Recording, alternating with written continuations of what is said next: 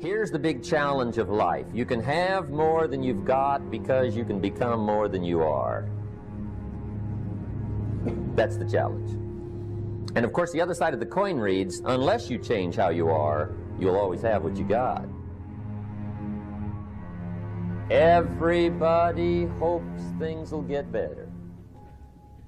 Everybody hopes. Poor people hope. That ought to tell you something.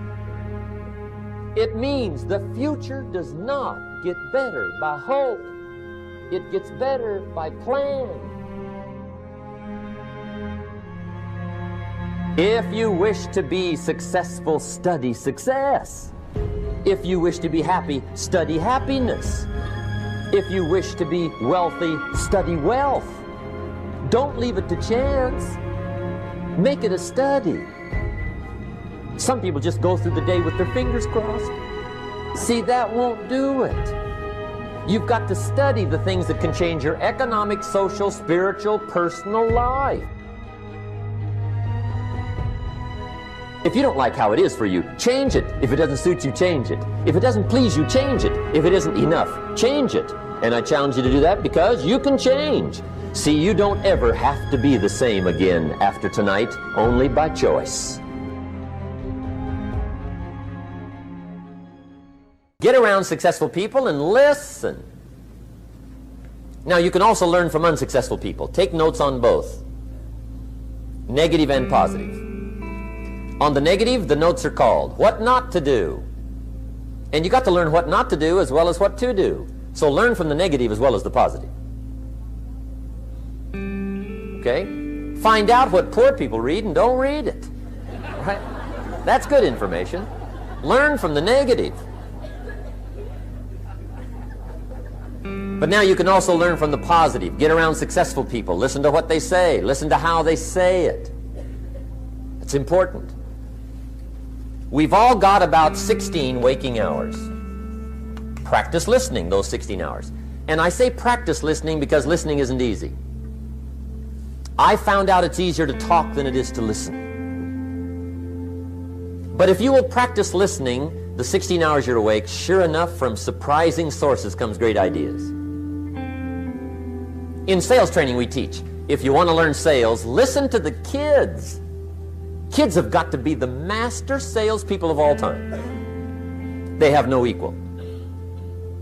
Father tells his young son, no, you cannot have an ice cream cone. 30 minutes later, he's licking on one. That'd be 30 minutes worth listening to. They got moves you wouldn't believe. Persistence runs deep like the ocean. And the kids never took a class on how to overcome objection. They already know how. They don't need classes. You tell kids no, that goes right on by. They give you 3 good reasons. You say no, it goes right on by. They give you 3 more. They're masters. So listen and learn. Now here's some of the best advice I've got for the whole evening. It won't get any better than this. This is it. Poor people ought to take rich people out to dinner and listen. That's some of the best I got. If a guy's not doing well, one of the first things he ought to do is find a guy that is doing well and offer to buy him his dinner. Spend $50, $60, $80, $100. Go for the full 9 course. Start him on the juices and hors d'oeuvres. Get him started talking. The salad takes 15 minutes. Keep it rolling. Biggest steak in town takes 45. Keep it rolling. Pour on the dessert. Stretch that meal out about 2 hours. If you get a successful person to eat and talk for 2 hours, they're liable to drop ideas in your lap, change your life. Multiply your income by 2, by 3, by 5. But you're right. Poor people don't usually take rich people out to dinner. That's the problem. The guy said he's rich, let him buy his own dinner. I'm not coming up with any money. And he says, besides, you work where I work, by the time you struggle home, it's late. You're lucky to get your own supper, let alone running around trying to find a rich man to feed. And the guy's behind on his house payment. Good worker, hard worker, sincere. But you got to be better than sincere. Work hard. You wind up broke. You got to be better than a good worker. You got to be a good listener. And remember, what you read and what you hear, put the good stuff in your journal. Now, here's the third way to find out how to change your life, and that's to observe. You can pick up a lot of ideas just by watching. Get around successful people and watch. Here's why. Success leaves clues. Watch how the man shakes hands. Watch how the lady responds. People who do well do certain things over and over and over and over. And if you're clever, you can pick them up. Watch it all. If a guy's making $10,000 a month, I'd watch how he walks. Maybe that's it. Copy his funny little walk. Somebody says, well, that's kind of a silly walk. Say, it's 10,000. I haven't got the money yet, but I got the walk. It's bound to start somewhere. What I ask you tonight is to be unusual and be a good observer of what's going on. You can pick up ideas that can change your life starting tomorrow. Just be a more careful observer. Now remember, there's two ways to see. One is called sight. See with your eyes. The other one is called insight. See with your mind. See with your eyes, you'll see things. See with your mind, you'll see answers. Put your eyes and your mind to work. And the best advice on developing sight and insight is pay attention. Don't miss anything.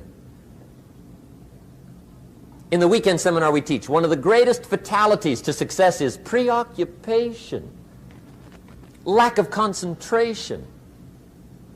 The guy's mind wanders. See, you wind up average. You've got to learn to zero in and concentrate. I read a good article one time, Reader's Digest. The title was, Wherever You Are, Be There. Excellent. Don't miss anything. Now, we've lingered a little bit long on number one here for personal development. Find out how things work, but it's so very important finding out. And I've given you 3 ways to find out. Now here's the second step to personal development. Okay, number 1 was find out how things work. Here's number 2, go to work.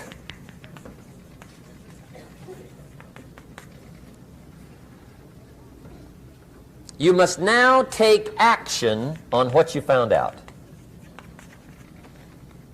In doing business around the world, we call it game plan. Put together your game plan. One of the major things we teach on the weekend seminars, game plans. How to game plan your office. If you're in sales, you need a game plan. Kids need a game plan. You need a home game plan, social game plan, a business game plan. Everybody needs game plans. Financial independence, game plan. Your investment, game plan. Don't think in your head. Put it on paper. Don't operate out of your mind. Operate from paper. I often ask somebody, what are you going to do the next 6 months? And somebody starts to tell me. I say, no, don't tell me. Show me. Show me your game plan for the next 6 months. Then I can look at things and maybe I can help. But you got to operate from paper. Put it on a game plan. Take action on what you found out. Now here's the best word I know of to go with action. Massive. See, that'll change everything. Massive action is called the cure-all. If you're going to make calls, make a few thousand. If you're going to make contacts, make a few thousand. If you're going to knock on doors, knock on a few thousand. See, that'll change everything. Here's the language of the poor.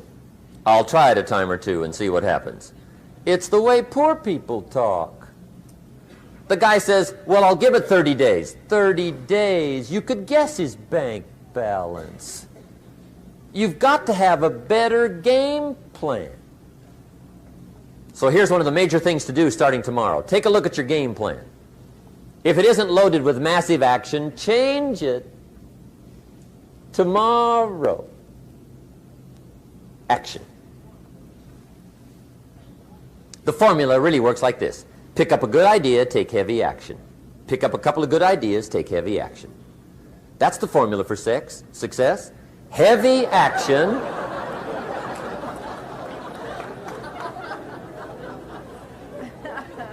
It's a good thing we can edit all this, right? The formula for success: take heavy action on a good idea, right? That's the ratio. Now here's the key. Don't wait till you've learned 2,000 or 3,000 things, because that way you'll use up all the time. And you could wind up smart and broke. And hey, it's okay to be dumb and broke. But if a guy's smart and broke, that's pitiful. Don't let your learning lead to knowledge. You'll become a fool. Let your learning lead to action. You can become wealthy. And there's many kinds of wealth. I understand that. Not just money. Money's one of the least of all values. I know some people with a lot of money that are very poor. Evita sings, "As for fortune and as for fame, they are illusions. They're not the solutions they promised to be." So there's all kinds of wealth, but to get a big share coming your way, you've got to have a heavy action game plan. Now here's the third step to personal development, and we'll wrap up personal development. Step number 3. It's just a little caution, and all through life we need little cautions. This one simply says, don't try to beat the system. Find out how it works, work it, but don't try to beat it. Some people learn just enough to start slicing it, shading it, thinning it, cutting corners, and looking for cheap answers. See, don't fall for that. You'll wind up with a cheap life. Find out how it works best and do it that way. Even though it seems to take a little longer, do it right. Don't compromise with right. Now, under this step, here's another key. Be a quick learner. Don't let it take long to teach you. Learn quick. Don't run at the wall too many times.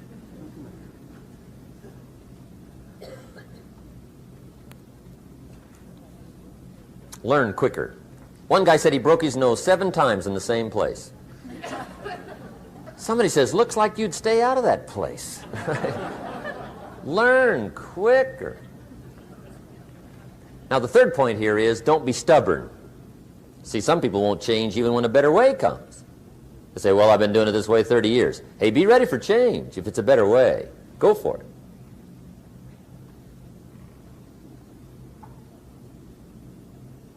But don't try to beat it.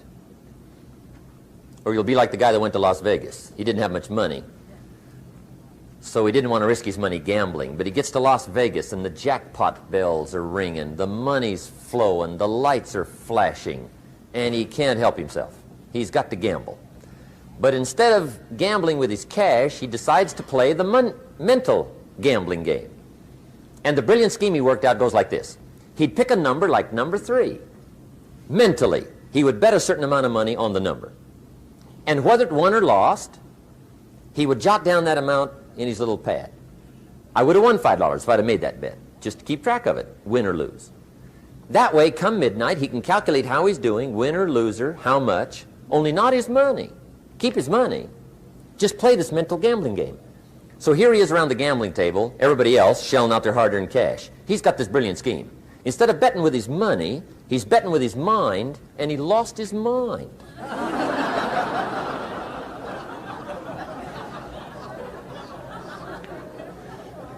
Which means don't try to beat the system, I guess. Okay, we have covered personal development.